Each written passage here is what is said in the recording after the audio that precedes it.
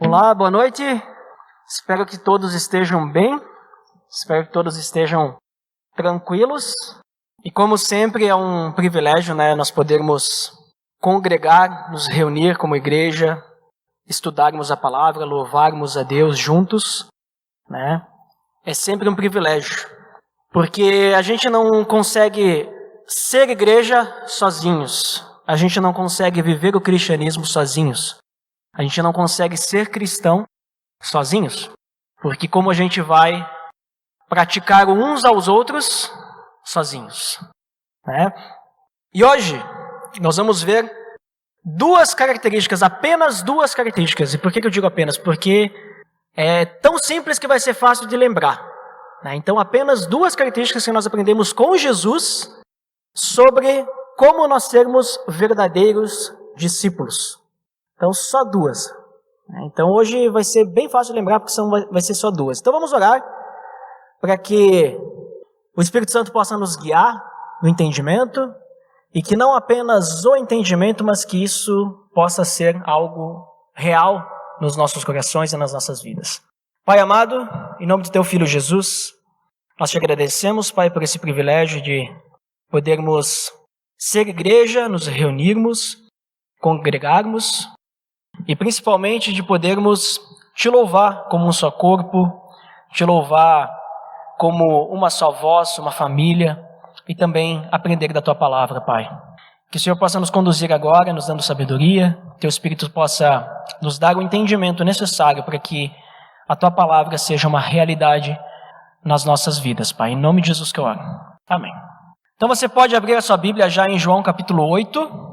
Nós vamos ter dois textos base hoje, o primeiro está em João 8, mas eu vou dar o contexto para vocês, porque vocês vão perceber que hoje a gente vai ler textos que de certa forma são conhecidos, mas quando a gente pega todo o contexto por trás desses textos, dá um entendimento um pouquinho maior sobre, vamos dizer assim, a profundidade que esses textos querem nos dizer. Então, antes de João 8 vem o João 7, certo? Antes do capítulo 8 vem o capítulo 7. E no capítulo 7 nós vamos ver que Jesus, ele está lá na Galileia. Jesus ele não entrava ali na região da Judéia, ele ficava, ali ao redor. Ele estava permanecendo nesse momento da história, ele estava permanecendo na Galileia. Porque na Judéia queriam matar Jesus.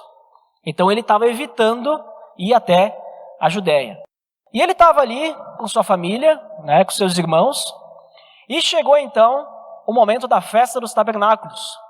E os irmãos dele estavam falando para Jesus, vamos para a festa dos tabernáculos lá na Judéia. Era algo comum, a festa dos tabernáculos era uma das festas mais, vamos dizer assim, populares dos judeus. Eles tinham outras duas festas.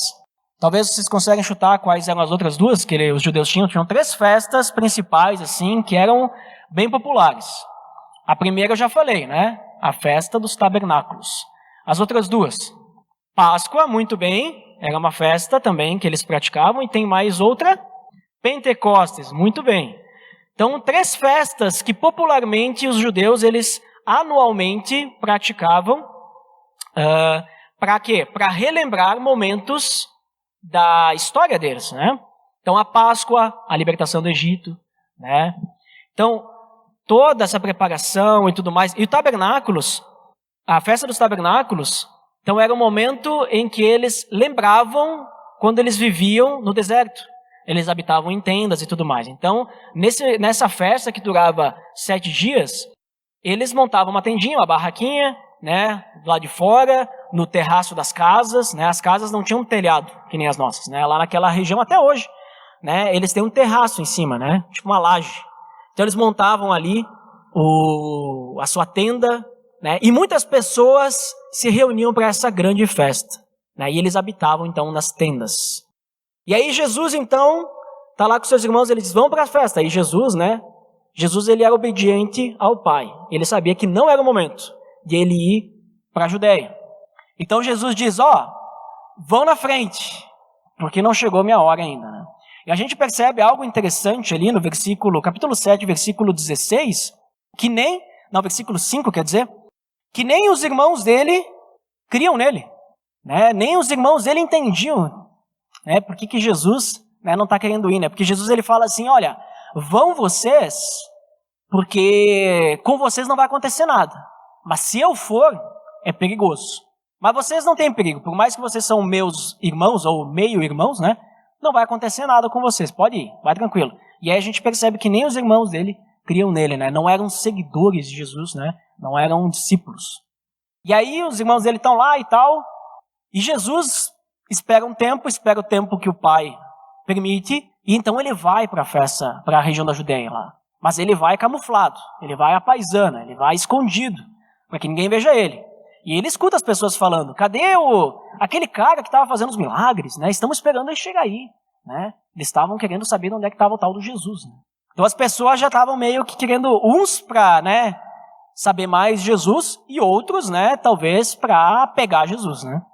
Era um pouquinho perigoso para Jesus naquele momento ali, né?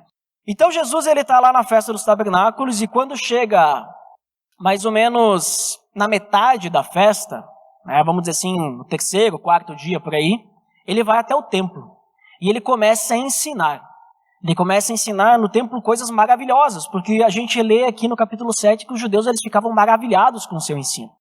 Maravilhados a ponto de não entender, mas de onde é que está vindo tanto conhecimento assim? Quem é o mestre dele? Quem ensinou essas coisas? Aonde ele aprendeu? Né? Qual foi a faculdade que ele cursou? Aonde é que ele fez curso? Quer fazer também. E aí Jesus ele fala algo que talvez eles não entendiam. Ele diz que o ensino não vem dele, mas daquele que o enviou. Né? Ele fala isso e aí começa a surgir alguns atritos. Né? Os fariseus, os mestres ali começam a indagar Jesus, perguntar coisas e mais, e a pressão vai aumentando. E aí Jesus ele dá uma escapulida, né? Jesus ele conhecia o coração das pessoas e ele sabia quando estava ficando complicada a situação, ele saía, porque não era o momento ainda dele ser, né, pego e tudo mais, ser julgado.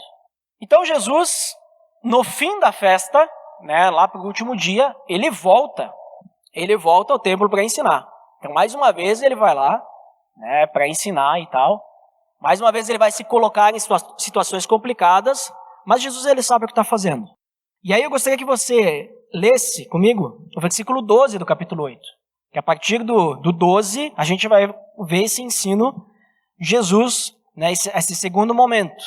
No versículo 12, a gente vê que ele diz assim, ó, falando novamente ao povo, ou seja, né, ele voltou alguns dias depois, né, ele pegou a poeira baixar, o pessoal estava na festa e tal. Falando novamente ao povo, Jesus disse, eu sou a luz do mundo. Quem me segue nunca andará em trevas, mas terá a luz da vida. Em um momento ali do capítulo 7, na primeira vez que Jesus vai falar, ele usa também algo que acontecia na festa dos tabernáculos. E aqui ele está usando novamente, ele usa luz. Porque era um costume, durante a festa dos tabernáculos, eles ficarem acendendo, né, luzes. Né, não elétrica, mas velas, né, lampiões, né, candeias. Então eles tinham esse costume, era algo que fazia parte. Então ele usa esse símbolo, porque por causa daquele momento em que eles estão, né, para dizer, olha, vocês ficam ligando as luzes e tal, ó, vocês estão inseridos nisso. Então ele fala, eu sou a luz do mundo. Né? E quem me segue nunca andará em trevas, mas terá a luz da vida. E aí isso é um grande ensino de Jesus, se a gente parar para analisar, né? É algo grandioso, porque ele está dizendo assim que ele não é apenas aquele que vem dar a direção, mas ele é a direção, ele é o caminho, ele é a luz. E quem vai atrás dessa luz vai ter vida. Não morte, mas vai ter vida. Só que esse grande ensino, na realidade, para os mestres, para os fariseus, leva eles a rejeitarem o testemunho de Jesus. Porque em vez de eles pararem para analisar, entenderem, procurar entender quem é Jesus, o que ele está falando, procurar, né? Eles começam, não, mas espera aí, tu está testemunhando de si próprio? Tu está falando, eu sou, tá, mas a lei diz que tem que ter mais testemunhas, né? Tem que ter mais testemunhas, tu não pode testemunhar de si próprio. E aí começa o debate, né? E Jesus, ele, então, rebate dizendo que não só ele testemunha por si próprio, mas o próprio Pai testemunha por ele, que é aquele que o enviou. E aí complica um pouco mais, porque eles não conseguem entender isso. Eles não conseguem entender o que Jesus está falando, de onde Jesus veio, quem enviou Jesus, quem está dando autoridade para Jesus para falar essas coisas. Eles não conseguem entender quem era o mestre de Jesus. Eles não conseguem entender quem é o Pai que Jesus fala. Eles não conseguem entender que Jesus está falando que o próprio Deus o enviou e não conseguem entender que isso é uma realidade. Então, chegamos ao versículo 24 até o 32, que é o nosso primeiro texto base, capítulo 8. Versículo 24. Eu lhes disse que vocês morrerão em seus pecados. Se vocês não crerem que eu sou, de fato, morrerão em seus pecados. Quem é você? Perguntaram eles. Exatamente o que tenho dito o tempo todo, respondeu Jesus. Tenho muitas coisas para dizer e julgar a respeito de vocês. Pois aquele que me enviou merece confiança. E digo ao mundo aquilo que dele ouvi. Eles não entenderam que eles estavam falando a respeito do Pai. Então Jesus disse, quando vocês levantarem o Filho do Homem, saberão que eu sou, e que nada faço de mim mesmo, mas falo exatamente o que o Pai me ensinou. Aquele que me enviou está comigo. Ele não me deixou sozinho, pois sempre faço o que lhe agrada. Tendo dito essas coisas, muitos creram nele. Disse Jesus aos judeus que haviam crido nele, se vocês permanecerem firmes na minha palavra, verdadeiramente serão meus discípulos, e conhecerão a verdade, e a verdade os libertará. Para que a gente possa entender isso, a gente precisa de todo o contexto antes, né? E a gente percebe então que nos últimos dias aqui de Jesus, durante a festa dos tabernáculos, Jesus estava passando por alguns perrengues, né? Alguns mal bocados ali. Porque ele estava sendo provado, toda vez que ele ia falar, ele trazia ensinos muito grandiosos, os mestres da lei iam provar ele. Os fariseus iam provar ele. Mas o interessante é que o ensino dele, apesar de estar sendo provado, o ensino dele tem levado muitos a crerem nele, né? No versículo 30, tendo dito essas coisas, muitos creram nele. Olha que interessante. Então, por isso que eu entendo que Jesus ele sempre sabe o que está fazendo. Ele poderia não ter voltado mais lá, mas ele sabia, preciso insistir um pouco mais, porque tem pessoas lá que querem conhecer a verdade. Tem pessoas lá que querem ouvir. Então Jesus, ele repete, né? Aqui no início que a gente falou, né? Eu lhes disse que vocês morrerão em seus pecados. Se vocês não crerem que eu sou, de fato, morrerão em seus pecados. Ele repete que se não crerem nele, eles vão continuar andando nas trevas. Aquilo que a gente leu no versículo 12, né?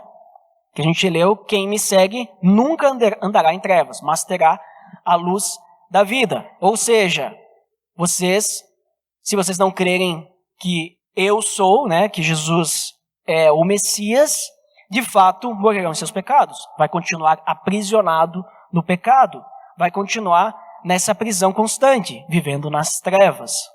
E a libertação, então, a gente entende que Jesus está falando que ela só vem, a libertação do pecado, ela só vem quando a gente caminha com Jesus, quando a gente segue Ele, quando a gente anda junto com Ele. Porque quem segue Ele nunca andará em trevas, mas andará na luz. Na verdade, não apenas vai andar na luz, mas ele fala, mas terá a luz da vida. Não é só andar na luz quando a gente segue Jesus, mas a gente tem a luz da vida. Não é só a gente ser iluminado, mas nós temos essa luz dentro do nosso coração que leva a luz para as outras pessoas. Nós mesmos carregamos a luz.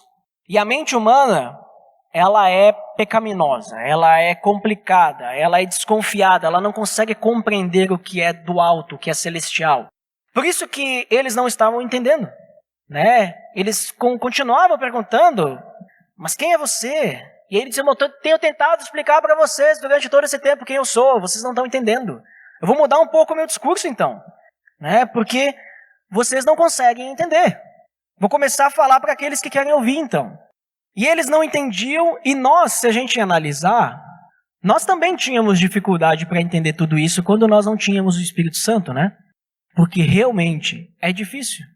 É difícil nós quebrarmos as tradições, é difícil nós quebrarmos a religiosidade, é difícil nós quebrarmos os costumes, os vícios, E esses mestres, eles estavam rodeados disso. E Jesus estava dizendo para eles, olha, tudo isso não precisa. Vocês só precisam me seguir. Né? E Jesus fala, vocês vão morrer no pecado. Então é complicado para eles entenderem isso. E aí então Jesus ele prediz a sua morte no versículo 28. Para ver se mudava um pouquinho a chave na cabeça daquelas pessoas, ele diz, quando vocês levantarem o Filho do Homem, saberão que eu sou. Jesus ele está predizendo a sua morte. Né? Ele está dizendo que seria então a revelação final de quem ele realmente é. E eu me lembro o texto que fala quando Jesus ele brada, dá o último suspiro, e está lá o guarda olhando para ele na cruz e ele diz, verdadeiramente, esse era o Filho de Deus. Verdadeiramente esse é o Filho de Deus. Talvez não exatamente dessa forma na sua versão, mas ele fala, esse agora eu entendo. E de fato muitos judeus reconheceram Jesus depois da sua morte, depois da sua crucificação, depois da sua ressurreição, depois da sua ascensão aos céus. Depois eles reconheceram, e foi o que Jesus disse, né, que muitos vão entender depois. E se a gente analisar, lembra dos irmãos de Jesus, os meio-irmãos? Né? Tem dois desses caras ali, que é Tiago e Judas. E hoje a gente tem duas cartas na Bíblia, escritas por eles dois. E eles não criam que Jesus era o Filho de Deus. O irmão deles, né, o meio-irmão era filho de Deus. Eles não acreditavam nisso. Mas depois eles foram pessoas importantes na igreja primitiva. E temos até cartas que eles escreveram. A carta de Tiago e a carta de Judas. Então vejam só como que as coisas, né, a gente muitas vezes precisa que aconteça para crer, né? Mas, por alegria, muitos creram nele nesse momento. Porque talvez a forma como Jesus falou, né, dizendo assim, olha, porque quando vocês levantarem o Filho do Homem, saberão que eu sou. E talvez algumas pessoas devem ter entendido, né, talvez ligado a alguma profecia de Isaías, será que ele está falando disso? Será que é ele mesmo? Vamos seguir ele. Vamos entender um pouquinho mais sobre isso. Né? E então virou a chavezinha, não, vamos conhecer mais sobre quem é esse Jesus. E então realmente daí acreditaram, não, se ele está falando quem ele é, e ele realmente é, então ele tem autoridade para falar. Então o que ele está falando é verdade. E então para essas pessoas que creram nele, o versículo 31 e 32 se aplica. Disse Jesus aos judeus que haviam crido nele. Né? E no nosso caso hoje também, né? Porque nós cremos em Jesus, cremos que o que ele fala é a verdade. Se vocês permanecerem firmes na minha palavra, verdadeiramente serão meus discípulos e conhecerão a verdade, e a verdade os libertará. Para nós sermos verdadeiros discípulos de Cristo, segundo o próprio Jesus Cristo, nós precisamos reconhecer a autoridade dele e aceitar a sua palavra. Nós precisamos reconhecer que o que ele fala é a verdade. Nós precisamos aceitar que isso é verdade e que nós precisamos obedecer isso. Precisamos realmente, se ele fala que nós devemos segui-lo e nós teremos a luz da vida, então nós vamos segui-lo. Se ele fala que nós temos que segui-lo para não morrermos no pecado, então nós vamos segui-lo. Se ele fala que nós precisamos conhecê-lo mais e mais, então nós vamos conhecê-lo mais e mais. E conhecer mais e mais significa a gente estudar a palavra, nós lermos a palavra, conhecermos mais de Cristo. E não apenas conhecer, mas obedecer com perseverança. Fazer com que isso seja uma realidade, porque Jesus é a verdade. E quando a gente conhece a verdade, conhece Jesus, porque ele é a verdade, o que acontece? A verdade nos liberta. Jesus está falando aqui basicamente a mesma coisa que ele falou. Ele falou sobre que andar com ele nós teremos a luz, não estaremos nas trevas, que nós andarmos com ele não morreremos no pecado, ou seja, estaremos libertos do pecado. Se andarmos com ele, nós conheceremos a verdade e ela vai nos libertar. Ele está falando sobre libertação do pecado, sobre nós sairmos do mundo onde que nós estamos com os nossos olhos vendados, olhando só para trevas, e então os nossos olhos são abertos. E agora nós podemos ver a luz de Cristo. Não só ver, mas nós termos essa luz para levar para outros poderem tirar essa venda também. Essa verdade, ela só pode ser encontrada em Jesus. Ela não vai ser encontrada em qualquer outro lugar. Não será encontrada em homens, em religião, em leis, em práticas. Só em Jesus nós encontraremos a verdade. E é essa a única verdade que nos liberta da escravidão do pecado. A única. Então nós precisamos confiar no ensino de Jesus e aplicar em nossas vidas, né? Lendo, estudando a palavra e tudo mais. E a aplicação é muito importante também, né? Como é que a gente pode dizer que a gente confia em algo, a gente fala aquilo se a gente não vive aquilo, né? Vamos pegar um exemplo. Vamos pegar, por exemplo, uma máquina, né? Vai lá um técnico e ele instala um sistema de segurança na máquina. A máquina, ela prensa uma peça, faz alguma coisa, corta uma peça. Ele bota um sistema de segurança que, se for colocado uma mão lá na máquina, a máquina não vai cortar, não vai prensar. Como é que a gente vai confiar se o sistema funciona mesmo? Se o técnico colocar a mão dele lá, né? Se ele colocar a mão, eu confio, né? Agora, se o técnico disser, não, pode confiar, vai lá, não vai dar nada, né? Peraí, mas se nem ele está disposto a colocar a mão para testar a máquina, será que eu vou confiar mesmo que funciona? A gente já fica um pouco desconfiado, porque nem ele confia. Se ele confia, ele bota a mão, né? E assim somos nós. Se nós realmente confiamos em Cristo, nós temos que viver o que Cristo está dizendo para nós vivermos. Porque se a gente não confia a ponto de achar que não vale a pena, então a gente não confia. Porque se eu confio que vale a pena, eu vou viver, né? E mais que viver, mas eu vou ansiar por isso. Eu vou ter a necessidade disso. Então, para seguirmos a Jesus e sermos considerados verdadeiros discípulos dele, nós precisamos conhecer o nosso Mestre. Então, ler a palavra, estudá-la e aprender o seu ensino, conhecer e viver a palavra é essencial para nós. Tá? Então, primeira característica para sermos verdadeiros discípulos, segundo o próprio Jesus, é permanecermos firmes na palavra de Deus. Primeira característica. Né? Permanecermos firmes na palavra de Deus. A segunda característica nós vamos encontrar em João capítulo 13. E é interessante que Jesus ele liga esses dois momentos em uma certa frase dele. Vou comentar depois. Mas a segunda característica está próximo do fim do ministério de Jesus. Uma janta que foi preparada para seus discípulos, para os 12, né? Bem conhecida, pouco antes da festa da Páscoa, a ceia. E então Jesus ele pede para os discípulos vão lá, arrumem um local, assim, assado, né? Precisaremos lá dos elementos para a ceia da Páscoa, está chegando a Páscoa. Então Jesus ele chega lá, os discípulos vão chegando, e Jesus percebe que está faltando alguém ali, né? Porque o próprio Jesus não recebeu esse tratamento quando ele chegou. E os discípulos também não. Está faltando um cara ali, que é o servo. Está faltando o servo que ia lavar os pés de todo mundo. Esse cara não estava ali, porque Jesus está com os pés sujos, né? E não sei se vocês conhecem muito bem a cultura, mas naquela época, não só naquela época, porque hoje lá no Oriente, muito ainda é assim, né? Inclusive na região ali também é assim. Eles não sentam em mesas que nem nós, altas, em que os pés ficam escondidos. As mesas são baixinhas, né? Tu se recosta sobre a mesa e os pés ficam para trás, ficam à mostra. E naquela região, principalmente naquela época, não tinha calçamento, não tinha, paralelepípedo, né? Que nem quando a gente vai para a colônia, né?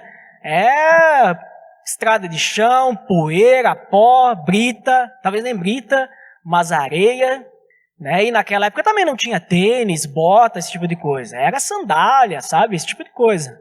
Então a pessoa ia caminhando, né? Tomava o banho de sair de casa, vou ter a ceia com Jesus, vou tomar um banho, vou lá, estou cheiroso. Aí, até chegar no lugar, os pés estão tudo sujos. Né? Com o suor, com o pó, vai caminhando, vai levantando a poeira. E eles usavam, né, os mantos, as capas, e arrastando no chão e levantando poeira. Né? Então, o pé não devia estar muito limpinho, não. E é interessante que na mesa do Senhor, os pés ficam à mostras. A sujeira é vista. A gente não esconde a sujeira quando a gente está sentado com Jesus. E Jesus, ele vê isso daí. Jesus, ele vê a sujeira dos pés dos discípulos. E então Jesus, ele faz algo inesperado.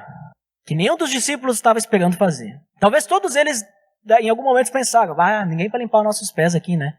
Porque não sei se vocês sabem, mas naquela época também, era algo totalmente humilhante tu mexer no pé da pessoa. Porque como tu ia andando por tudo, era algo bem sujo. Então só o servo, o mais baixo, que mexia no pé de alguém.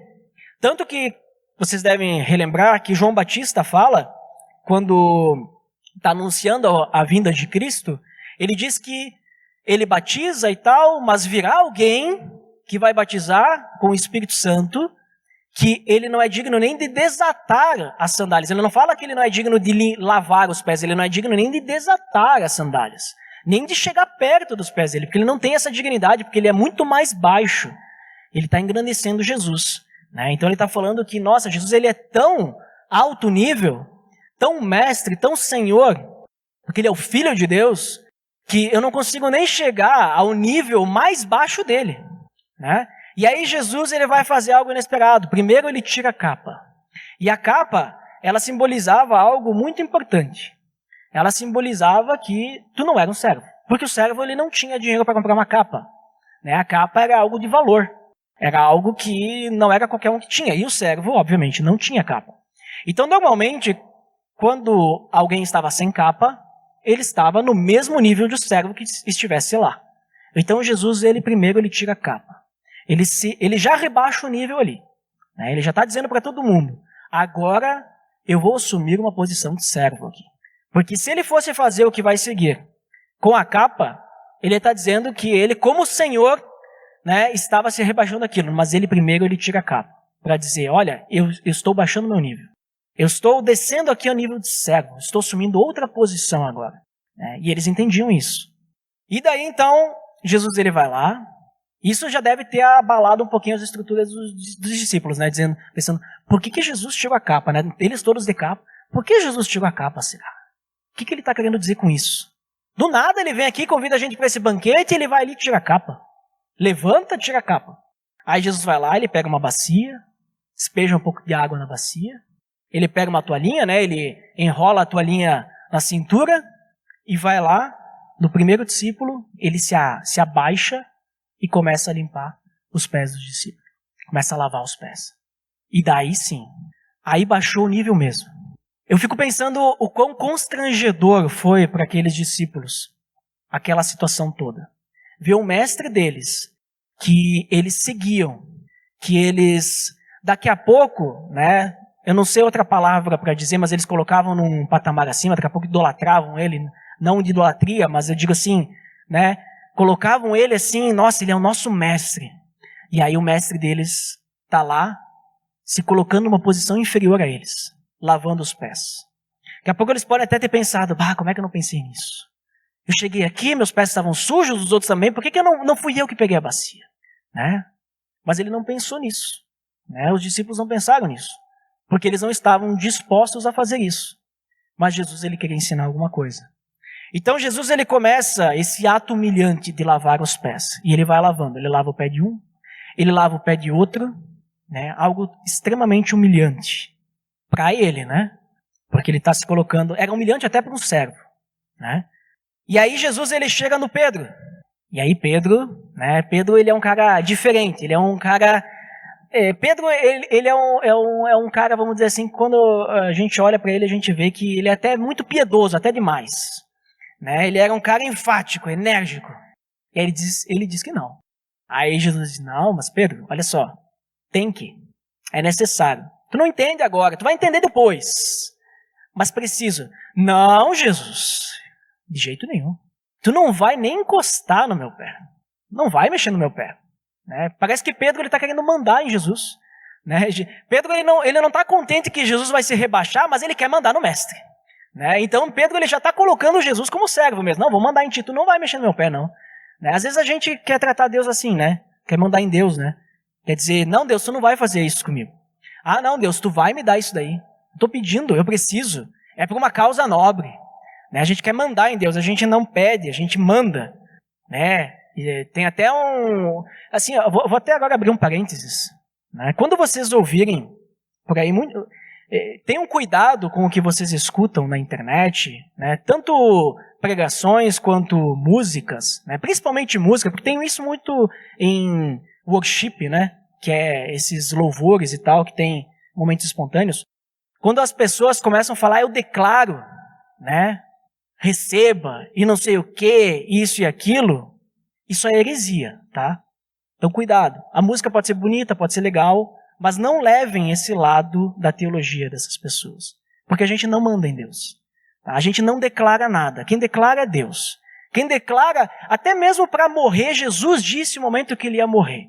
Quando Jesus disse, está consumado, a ti, Senhor, entrego o meu espírito, que ele morreu. Nem as células do corpo dele mandavam nele. Então quem dirá nós, vamos mandar em Deus.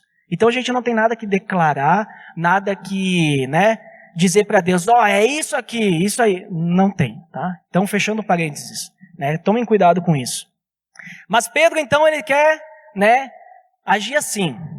Então, vai lá, Jesus lhe fala com uma paciência enorme, né? Porque a gente percebe que nos momentos certos, quando Jesus quer ensinar alguma coisa, ele tem uma paciência tão grande. Se fôssemos nós, daqui a pouco dizer, Pedro, fica quieto, né? Daqui a pouco ia ter uma relação assim, mas Jesus não é. Pedro, calma. Precisamos passar por isso. Eu quero te ensinar uma coisa. Eu quero ensinar para vocês uma coisa aqui, muito importante. Então é necessário. Mas aí Pedro, então, não se dá por vencido, né? Não, então peraí. Então não quero que lave só meus pés. Lava tudo, Jesus. Se é para lavar, já lava. Lava tudo, né? Não, Pedro, tu não entendeu. Sabe, Pedro, é só os pés que eu preciso lavar, tá bom? Né? Jesus, ele até estava simbolizando que o lavar regenerador dos pecados dele ia ser suficiente. Mas aqui nesse momento ele está querendo ensinar algo para seus discípulos. Ele está querendo dar exemplo para os discípulos. Então, finalmente ele convence Pedro, ele lava os pés de Pedro. Beleza. E aí lava o pé de todo mundo. E é interessante que depois que Jesus lava os pés de todos eles, Jesus continua com os pés sujos. Né? Ninguém lavou os pés de Jesus. A gente não tem relato nenhum na Bíblia que depois um dos discípulos, ou o próprio Pedro, foi lá e lavou os pés de Jesus. Ninguém quis lavar. Aí estavam lá os discípulos com os pés limpinhos e Jesus com os pés sujos. Né? Mas Jesus então ele volta a vestir a capa. Então ele coloca-se de novo na posição de Senhor. Né? Porque agora ele vai ensinar. Né? E ele se coloca na posição de Senhor, os pés sujos. Né? Não se esquece disso. Porque Jesus ele não está querendo dizer que, ele não está querendo ensinar que ele vai fazer coisas para nós, né? Ou seja, para os discípulos ali, esperando alguma coisa em troca. Ele não lavou os pés dos discípulos, querendo que os discípulos, então assim, eu estou lavando o teu, por que tu lave o meu? Não é isso que Jesus quer ensinar. Por isso que ele continua com os pés sujos. Então ele demonstra através disso algo que só Jesus poderia fazer. Só ele poderia ser Senhor e servo ao mesmo tempo. Só ele teria poder para nos salvar, como ele fez na cruz, e ser servo de nós, se colocando na posição que ele se colocou. Pensa só, Jesus, ele é o Filho de Deus. Ele estava lá na criação do mundo, o ser mais poderoso do universo. Melhor que isso, o ser que criou o universo. Antes de tudo existir, ele já era. Né? Deus não passou a existir, ele sempre foi e sempre é. Então pensa só, esse Deus totalmente poderoso, capaz de nos criar, sabe, cada célula, cada linha do DNA que está dentro de cada um de nós, foi Deus que criou toda essa complexidade, que até hoje nós estudamos e nós cada vez aprendemos mais, porque nós não conhecemos tudo ainda. Milhares de anos. Né? Só de Jesus temos mais de 2000 anos. E ele se fez homem, carne e osso. Né? Filipenses fala que ele humilhou-se ao se colocar na mesma posição que nós. E aí ele vem, esse ser poderoso, não basta ele ser como cada um de nós. Passar fome, passar frio, ter sono, né? Poder sofrer alguma doença, alguma coisa assim, né? Estar inerte aos perigos. Ainda ele foi lá e lavou os pés dos discípulos. Né? Então, só ele poderia fazer isso. Só ele poderia humilhar-se para dar exemplo, para que nós pudéssemos fazer o quê? Qual que é o ensinamento dele? Para que nós pudéssemos lavar os pés uns dos outros. É isso que ele nos ensina ali no capítulo 13, se vocês lerem, vocês vão perceber isso. Que ele fala, isso eu faço para que vocês possam lavar os pés uns dos outros. É isso que eu quero ensinar, não quero que vocês venham lavar meus pés. Ele não fala isso, né? Mas ele diz para que vocês lavem os pés uns dos outros. Ou seja, ele quer que a gente chegue ao ponto de não apenas descer ao nível do outro, não estar no mesmo nível, mas baixar um pouco mais, estar abaixo do outro para servi-lo. E no versículo 17 do capítulo 13, ele diz, agora que vocês sabem estas coisas, felizes serão se as praticarem. Feliz nós somos se nós obedecemos a palavra de Deus. É assim que nós somos felizes. Por isso que a primeira característica para nós sermos verdadeiros discípulos é nós permanecermos firmes na palavra de Deus. E olha só o plus. A gente nem tinha pensado nisso quando a gente estava estudando essa primeira característica. Mas se a gente obedece a Cristo e segue a Ele, nós seremos felizes. Porque a esperança que Jesus nos traz, nós só encontramos nele. A motivação que Deus nos dá, nós só encontramos nele. E o versículo, então, base do segundo ponto, nós encontraremos os versículos 33 ao 35, capítulo 13. Meus filhinhos, vou estar com vocês apenas mais um pouco. Vocês procurarão por mim, e como eu disse aos judeus, agora lhes digo, para onde eu vou, vocês não podem ir. Aqui, Jesus ele faz uma conexão com aquela conversa, as duas conversas com os judeus, lá na festa dos tabernáculos. Ele está citando o capítulo 8, versículo 21, que ele fala exatamente a mesma coisa. Vocês não estão entendendo, mas para onde eu vou, vocês não podem ir. E o capítulo 7, versículo 34, que é o capítulo anterior. Então ele faz essa conexão, ele diz a mesma coisa. Versículo 34. Um novo mandamento lhes dou, amem-se uns aos outros. Como eu os amei, vocês devem amar-se uns aos outros. Com isso, todos saberão que vocês são meus discípulos, se vocês se amarem uns aos outros. Então Jesus aqui, ele antecede a sua ascensão ao Pai, após a morte e a ressurreição, quando ele fala, vocês não podem ir. A gente não pode ir seguir Jesus até a cruz, isso é algo só dele, toda essa obra é só dele. E então ele traz um novo mandamento, amem-se uns aos outros como Jesus nos ama. E aí normalmente a gente pensa no amar uns aos outros como Jesus nos ama com o quê? Com a cruz, Eu sempre pensei nisso, mas a gente pode pensar também, porque é um amor sacrificial. Só que veja bem, qual que é o contexto disso daqui? O contexto é que Jesus está falando, para onde eu vou vocês não podem ir, mas eu acabei de ensinar algo muito importante para vocês. Como é que vocês vão amar uns aos outros? Servindo uns aos outros da forma como eu servi vocês. Isso é amor de verdade. Estão entendendo por que é importante todo o contexto? Então o amor de Jesus, sim, ele é um amor que se entregou por nós. Mas como é que a gente se entrega pelo outro? É difícil a gente, colocar fisicamente para a gente entender esse amor. Mas quando Jesus ele exemplifica lavando os pés, aí a gente entende. Fica mais fácil de entender que tipo de amor que é esse amor de se entregar na cruz. É esse amor de se colocar numa posição tão baixa, sem se preocupar com as risadas e sem esperar nada em troca. Eu lavar os pés de vocês sem esperar que vocês lavem os meus. Não com esse objetivo, mas simplesmente porque eu vejo vocês estão com os pés sujos. Ninguém lavou os nossos pés. Eu vou lavar. Porque é necessário. Então, o versículo-chave aqui é o versículo 35. Com isso, todos saberão que vocês são meus discípulos, se vocês se amarem uns aos outros. Não qualquer amor. Não qualquer amor. E é algo que todo discípulo deve ter. Deve ter. Porque se a gente é cristão e a gente não tem pelo menos uma chama pequena do amor de Cristo no nosso coração, que nos diz que quando a gente não ama, a gente está fazendo a coisa errada, então a gente não é cristão. A gente tem que ter isso daí. Senão faltou mais um passo lá naquele momento da nossa conversão. Não é um amor superficial. O amor superficial é um amor que os discípulos ainda não entendiam. É o amor de vamos agora ter um momento agradável juntos, Chega lá, não tem serva para lavar os pés. Não vou lavar? Não, tá tudo bem. Estamos todos sujos mesmo. Vai ficar assim. Não, isso não é amor. Não é o amor de Jesus. O amor de Jesus é a gente lavar os pés uns dos outros. É o amor que está disposto a humilhar-se pelo outro, que não espera nada em troca. É o amor de servir, Então, quando a gente serve o outro, quando a gente ama o outro, A gente não fica preocupado se alguém vai saber. E a gente não fica preocupado se algum dia a pessoa vai fazer aquilo de volta para nós. Né? É perdoar sem esperar que o outro nos perdoe. É perdoar sem esperar que o outro nos peça perdão. É servir, é emprestar algo sem esperar que algum dia, quando eu precisar, o outro vai me emprestar. Ele pode dizer que não. E isso não vai mudar o meu amor pela pessoa. Né? É pedir ajuda sem esperar que a pessoa me ajude depois.